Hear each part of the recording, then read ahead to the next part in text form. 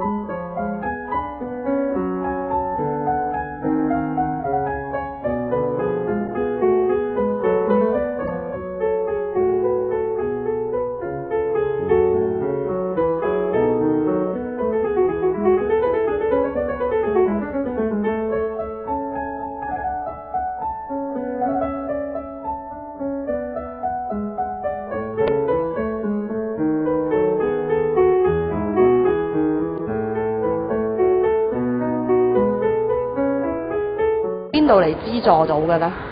嗱，經費來源其實就係不嬲，即係我哋個會其實一個係最大嘅問題嚟㗎。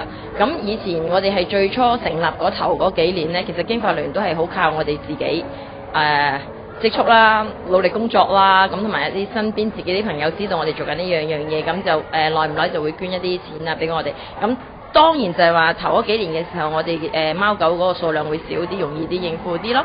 咁但係後期慢慢接收多咗啦，好似而家我哋現時有400幾隻動物，貓狗兔仔可能你會見到㗎。咁就係話而家其實我哋基本上嗰個資金嘅來源係全靠市民做我哋嘅助養者，咁佢哋就參與我哋一個計劃呢，就叫做助養計劃。咁佢可以喺我哋度助養一隻動物，貓又得，狗又得，任何一個動物就係88蚊一個月嘅咁樣樣。咁佢就可以喺我哋開放嘅時間啦，佢嚟探翻嗰隻動物，或者係探其他嘅動物，同佢玩啊，或者係溝通啊各方面嘅嘢咯。會諗住領養啊？因為我媽會養，我媽有養咗我媽咪中意，我養兔仔㗎，我媽係哦，你養緊嘅。係已經成個媽咪已經有咗啦。哦，但係你想養啊？但係好大責任㗎喎，你知唔知要咩責任㗎？要幫佢掃尿片、掃尿，仲有咧？餵佢食嘢，啱喎。係咯，又要大話好多嘢㗎喎。如果你真係要養嘅話，要做呢啲嘢嘅喎，你做唔做到㗎？做到。養天做要諗清楚啊！咁你諗清楚